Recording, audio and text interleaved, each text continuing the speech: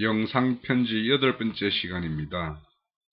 오늘은 성경에서 말하고 있는 남자와 여자, 즉 하늘 생명의 원리에 대해서 좀 말씀을 드려보려고 그러는데요.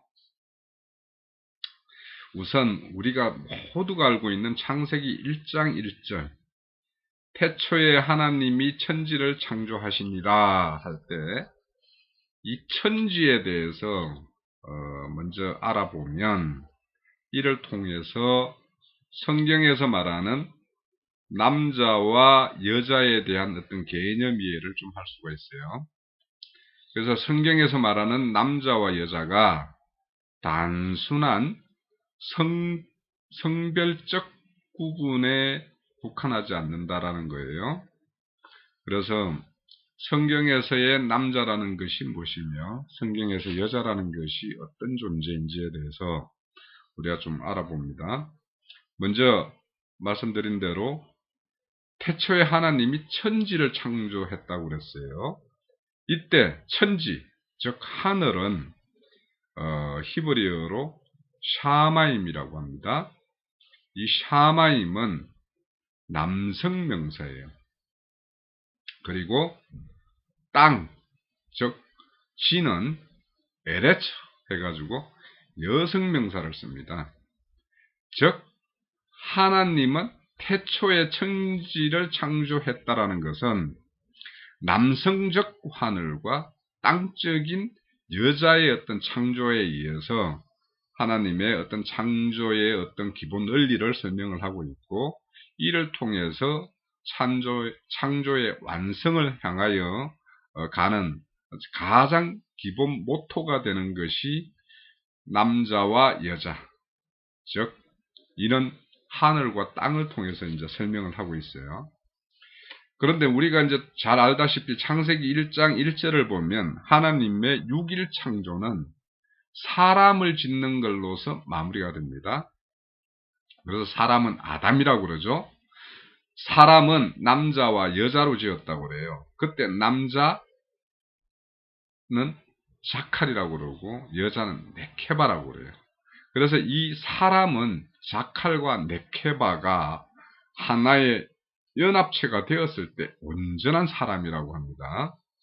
그래서 이거는 뭐 차지하고요. 앞으로 뭐 시간을 두고 이제 이렇게 말씀을 전개해 보기로 하고, 그래서 하나님의 창조는 남자와 여자의 조합으로 이루어진다.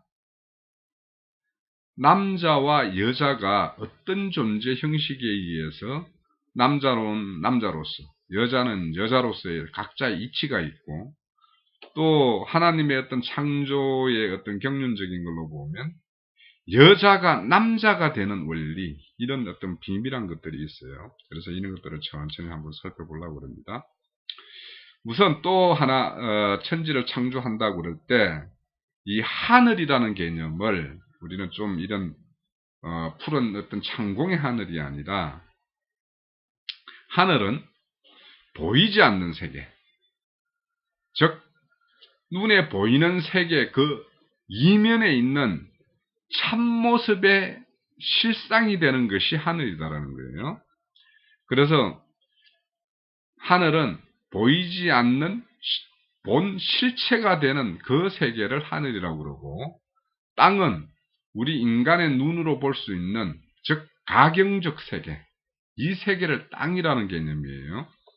자, 그러면 눈에 보이는 세계를 우리나 대부분 세상 사람들은 눈에 보이는 거는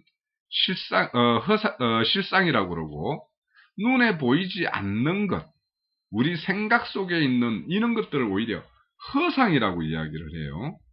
그런데 정말 하나님 입장에서 볼 때 이 눈에 보이는 것이 실상이고 눈에 보이지 않는 것이 허상이냐, 이게 정반대라는 겁니다. 그래서 이 세계를 우리는 알아야지만이 하나님 세계를 알 수가 있고, 우리가 신앙생활의 어떤 궁극적으로 우리가 참여할 그 세계에 대한 명확한 인식을 가질 수가 있어요.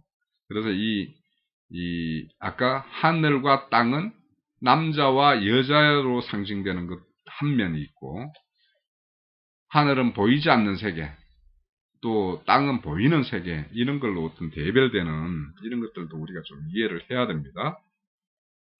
즉, 하나님 나라가 임한 자에게는 눈에 보이는 이 나타나는 현상의 세계가 다음과 같이 바뀌어야 돼요. 즉 뭐냐면 우리가 구원을 이루어 간다, 구원이 되어 간다, 이 말은 눈에 보이지 않는 세계에 대해서 흐릿한 것이 점점 명확해지고, 이 땅에 내가 이걸 실제적인 현상이다라고 봤던 것들이 이것이 허상이었고 참 이 가치가 보잘것없고 그런 것이구나라고 이렇게 인식이 전환되어 가는 것 자체가 구원이에요. 그래서 보이는 것에 대한 가치가 잃어가고 보이지 않는 그 세계에 대해서 우리가 가치 부여가 되면서 그 세계가 나의 어떤 마음속의 어떤 실상으로 점점 명확하게 자리 잡는, 이것이 이제 구원이라는 것이죠. 즉 이렇게 눈에 보이지 않는 세계가 점점 정강되어서 즉 땅의 가치에서 보이지 않는 하늘의 가치로 이렇게 전환되는 이 자체가 구원의 생명, 참 생명에 의해서 우리 안에 이렇게 조성되어 가는 실질적인 완성체로 나아가는 어떤 한 방면이라고 우리는 인식을 할 수가 있어요. 자, 그래서 구원은 땅의 생명에서 하늘의 생명으로 이렇게 전환되는 것인데, 이것을 성경적 용어로 다시 말하면 여자가 점점 남자로 전환되어 가는 것이다라고 말을 할 수 있어요. 그래서 오늘 제가 주제로 말씀드리고 싶은 것은 성경에서 말하는 여자, 성경에서 말하는 남자가 어떤 의미인가, 이런 것에 대해서 이제 말씀드려보려는 거예요. 여자는 남자의 씨를 받아야지 여자의 어떤 정체성이 확정되는 존재예요. 즉, 여자는 어떤 남자를 만나 어떤 남자의 씨를 받느냐에 따라서 그 여자가 산출되는 것이 결정되는 거예요. 그래서 여자는 남자의 생명의 절대 의존적인 존재라는 거예요. 그래서 여자는 우리 성경에 보면 여자가 그 하나님의 저주를 선악과 먹고 하나님의 어떤 저주를 받아서 잉태하는 고통이 있다라고 그랬어요. 이 잉태하는 고통은 즉 남자가 되는 고통과 동일한 겁니다. 이거에 대해서는 이제 뒤에서 좀 천천히 말씀을 드려볼게요. 즉 성도는 여자입니다. 성도는 남자인 하나님의 생명을 받아야 될 존재로 지어진 것이에요.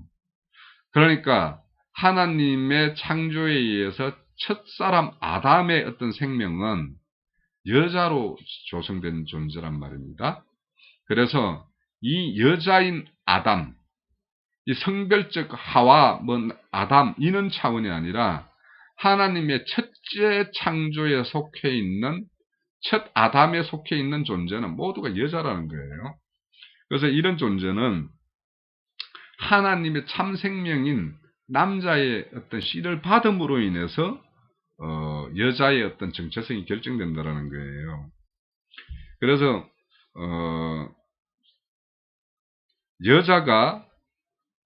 여자인 성도가 하나님의 생명을 받으면 이게 아들이 된다라는 거예요. 즉 남자가 되어 간다라는 겁니다. 자, 성경에 이런 것이 있죠. 성령의 인도함을 받으면 하나님의 아들이다, 이렇게 말을 해요. 즉 그래서 이 천국의 삶은 여자의 삶이 아니고 남자의 삶이에요. 즉 여자의 생명에서 남자의 생명으로 전환된 자만이 천국의 삶을 살 수가 있어요. 이거 굉장히 좀 중요해요. 그래서 우리의 구원이라는 것은 여자의 존재에서 남자의 존재로 전환되는 것이 구원이다라는 거예요. 자, 우리 이런 말이 있죠. 천국은 하나님의 장자들의 총회라고 이야기를 해요. 즉 아들은 예수의 피뿌림에 의해서 제사함을 받고 성령의 임재로 인해서 거듭난 생명이 된 자를 아들이라고 합니다. 이런 자만이 하나님의 유업을 받을 수가 있어요. 이런 자만이 하나님의 동력자가 될 수가 있어요. 이런 자만이 하나님과 예수님이 가신 그 길을 같이 갈 수 있는 고난을 담당할 수 있는 자가 되는 거예요. 즉 땅의 생명에서 하늘의 생명으로 전환된 자, 이 사람은 하늘은 생명을 나누어 주는 존재예요. 땅은 생명을 받는 존재예요. 그래서 하늘과 땅이 온전히 연합이 되었을 때 그것이 하나님의 창조의 완성으로 가는 모습이라는 거예요. 자, 그러면 여자인 성도가 남자로 전환되는 전제 조건은 뭐냐 하면 성령의 임재에 의해서 된다는 거예요.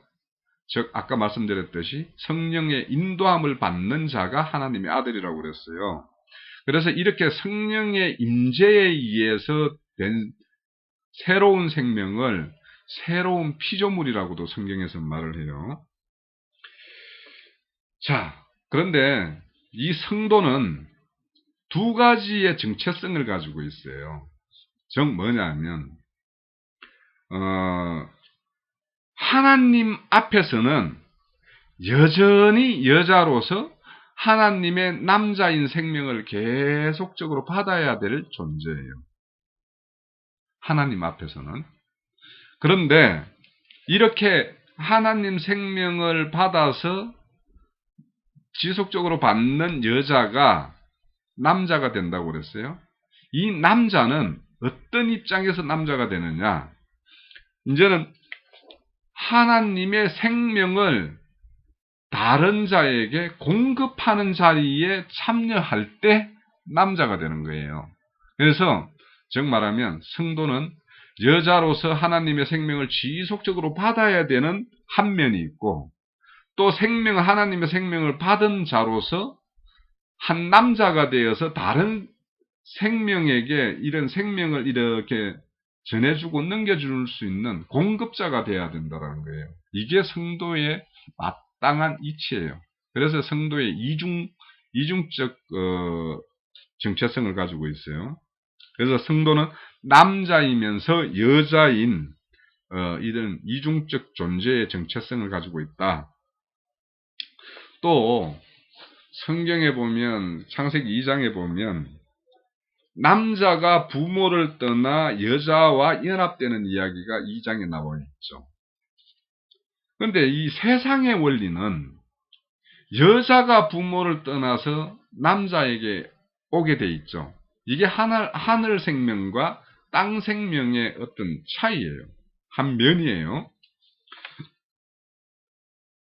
즉 성경은 남자가 여자를 찾아가서 자기 신부될 자와 혼인 언약을 하고 혼인의 언약 정표로서 이렇게 신랑에 선물을 줘요.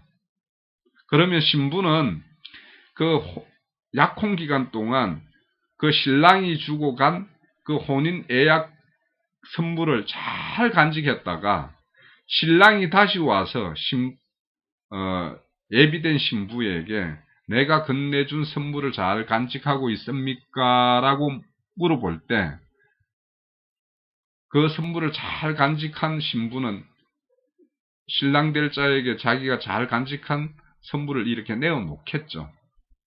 이걸로서 신부단장을 잘했다. 신랑은 나의 어여쁜 신부여 이렇게 이제 맞이한다라는 거죠.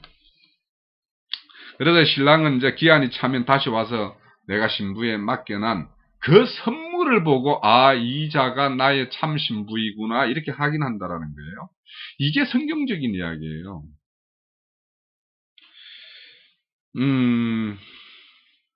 자, 그래서 성경에서 말하는 남자와 여자의 개념을 예수 그리스도 참남자와 참여자인 교회의 관계로 바울 사도가 에베소서에서 설명을 하고 있어요. 그래서 아담이 하와를 만나는 사건은 예수가 자기 백성을 만나는 것과 딱 비교되는 거예요. 이걸 상징하고 있는 거예요. 그래서 첫사람 아담은 우리가 이중적 계시라고 이야기를 해요. 아담이 하와와 한 몸을 이루는 측면에서는 예수 그리스도와 교회의 어떤 연합을 말하는 어떤 구원사적인 정표를 가지고 있어요. 그래서 상징을 해요. 그런 면이 있는가 하면 또 아담과 하와는 온전한 생명이 아니기 때문에 하나님의 말씀을 떠나서 뱀의 미혹을 받아 이렇게 타락하는 한 면을 또 가지고 있어요. 그래서 아담과 하와가 우리에게 메타포, 즉 상징하는 것은 이런 두 가지 측면이 있다라는 걸 우리는 좀 이해를 해야지만 돼요. 그래서 아담과 하와라는 것이 우리가 무조건 우리의 언제의 원인이 되는 원수로서만 볼 것이냐, 아니면 우리에게 온전한 참 생명을 우리에게 주기 위한 하나님의 기묘자인 어떤 지혜이냐, 이런 것에 대해서는 언뜻 보면 전자인 것 같지만 하나님은 당신의 어떤 지혜를 동원해서 우리에게 참 생명을 주기 위해서 아담의 어떤 타락상을 허락하는 측면이 있어요. 그래서 이거를 잘못 이해하면, 그러면 하나님이 인류의 어떤 그런 죄에 들어갈 수 있는 것을 하나님이 그냥 방관했거나 아니면 조장을 했거나 이렇게 본다면 또 하나님의 어떤 그 창조 지혜를 훼손할 수 있기 때문에 우리가 굉장히 조심스럽게 다루어야 될 부분이 있지만, 하나님은 온전한 생명을 주기 위해서는 가짜 생명을 통해서 온전한 생명을 발견하게끔 하는 어떤 이런 원리가 있어요. 그래서 항상 하나님은 처음에 준 것을 거두고 두 번째 주는 것을 진짜 참된 것을 주는 이런 원리에 의해서 이제 하나님은 역사를 해가요. 그런데 아담과 하와를 만날 때 아담이 부모를 떠나 한 여자를 만나 한 몸을 이루는, 연합을 이루는 이런 것이 이제 나오는데, 이 부모를 떠나 생명의 공급자로 나서는 이 남자의 조건은 뭐냐면 참 생명을 가지고 있는 게 전제가 되어야지만이 부모를 떠날 수가 있어요.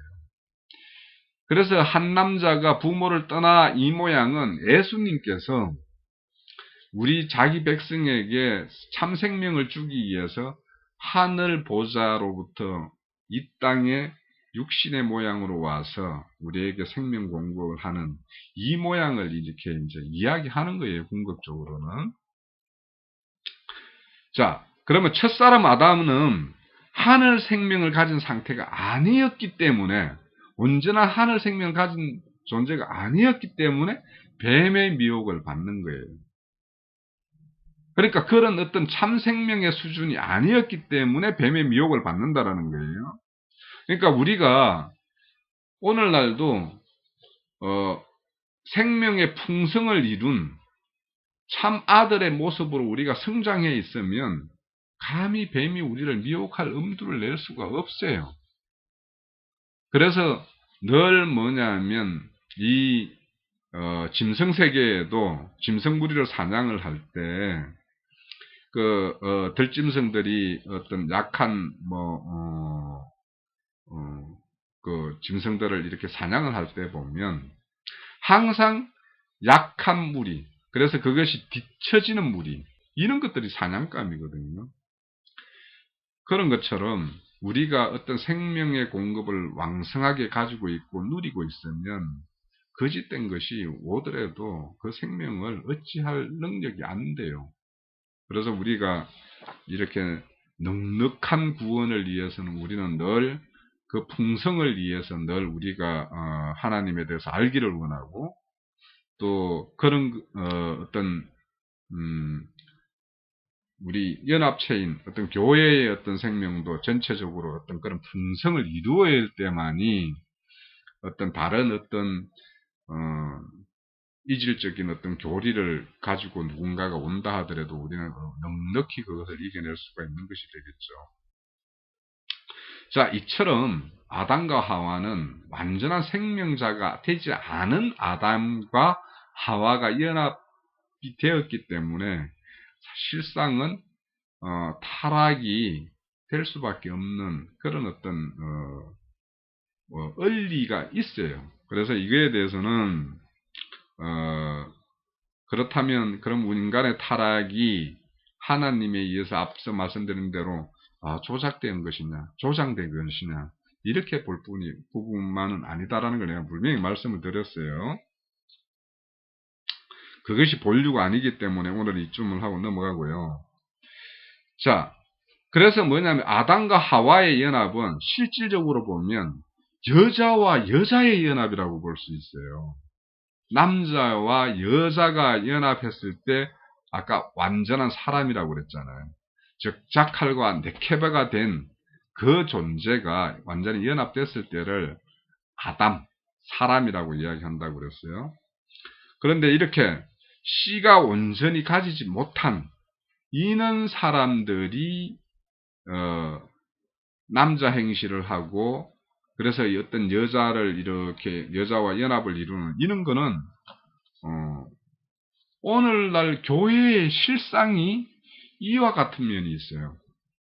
즉 뭐냐면 하늘의 생명, 하나님의 참 생명이 무엇인지도 잘 모르는 단순히 신학을 했다라는 어떤 그거 하나로 교회의 어떤 가르치는 자가 되고 인도자가 되어서 어떤 참 남자의 생명을 받아야 될 여자들을 이렇게 범하는 현상이 일어나거든요. 그래서 오늘날 교회에는 씨 없는 자, 즉 깐풍기같이 속이 비어있는 자, 겉으로 보면 뭔가가 있는 듯한데 실 내용을 보면은 속이 없는 그런 어떤 여자를 가르치고 훈련시키는 이는 실상이 오늘날 교회의 타락의 가장 큰 원인입니다. 그래서 그런 여자된 생명은 차라리 여자인 자리에 있게 되면 참 남자인 씨를 가진 남자가 찾아와서 연합을 이루어 그 여자를 참 남자로 만들어내는 그런 어떤 구원의 역사가 있을 텐데 여자이면서 남자 행실을 하니까 참 남자가 찾아올 수가 없는 것이죠. 그래서 이런 것이 오늘날 교회의 어떤 타락, 교회의 어떤 실상으로 나타나기 때문에 교회에서 어떤 참 하나님의 생명이 자라는 것이 아니라 이상한 교리와 어떤 인간의 논리가 교회를 점유해서 교회라기보다는 세상이 거의 세상과 동일되는 어떤 이런 현상들이 교회에서 비일비재하게 일어나고 있죠. 자, 천국에는 씨 있는 남자들만이 참여하는 세계예요. 이 말씀을 드리면 그러면 마태복음 25장에 열처녀 비유처럼 처녀가 신랑과 함께 이렇게 천국에 들어가는 어떤 이런 비유가 있는데 왜 남자만의 천국에 이루어지는 세계냐라고 할 수 있는데 성경에서 이 처녀라는 개념도 잘 이해를 해야 돼요.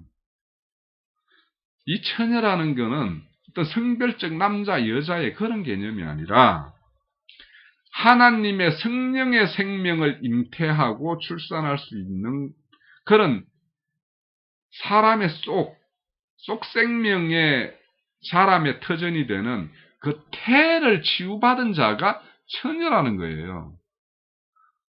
그래서 이렇게 성경적으로 말하는 이런 용어들이 우리 국어에서 말하고, 그러니까 처녀라면은 남자를 알지 못하는 어떤 여자를 처녀라고 하잖아요. 그렇죠? 그러니까 이런 개념과 성경이 말하는, 즉 남자든 여자든 성별적 남자 여자가 아닌 하나님 참 남자인데 그 남자의 생명을 받아야 될 인간 차원의 이야기가 다 함유된 어떤 그런 용어이기 때문에 우리가 국어적인 어떤 의미로 이해를 하면 안 된다라는 거예요. 그래서 그렇게 속생명, 즉 하나님의 생명을 받아서 잉태할 수 있는 그런 태로 고침을 받은 남자들이 남자든 여자든 모두가 여자란 말이에요. 그런 생명을 받는 입장에 있는 인간들은. 그러면 우리 성경에 보면 디모데전서 2장 15절에 보면 여자는 해산함으로 구원을 받는다고 그랬어요. 그러면 이런 태의 치료를 받아서 하늘 생명을 받아 참 생명인 성령의 잉태에서 성령에 의한 속생명이 내가 산출하는 이런 자가 됐을 때 말씀을 받는 입장에서의 여자에서 이제는 그런 속생명의 어떤 내 안에 어떤 성령이 잉태가 됐단 말이에요. 참 속사람이 이제 이렇게 잉태가 되었어요. 그러면 잉태되어서 내가 이거를 이제 해산을 해야 된단 말이에요. 그러면 내가 성령에 의해서 내가 참 거듭난 생명이 되면 이제 내가 한편으로는 여자에서 이제 어미가 되는 거예요. 엄마가 되는 거죠. 그러면 엄마는 그 아들 된 속생명에 영양 공급을 하는 그런 입장이 돼요. 그럼 이런 입장이 되면 결국에는 뭐냐면 생명 공급자가 된다라는 거예요. 이 생명의 공급은 내 자신에게는 성령에 의해서 이렇게 생명이 이렇게 자라가지만 그 자란 만큼 내가 어딘가에 가가지고 생명이 하나님의 생명의 증거자가 되고 하면 내가 생명을 공급하는 나누는 자가 되는 거예요.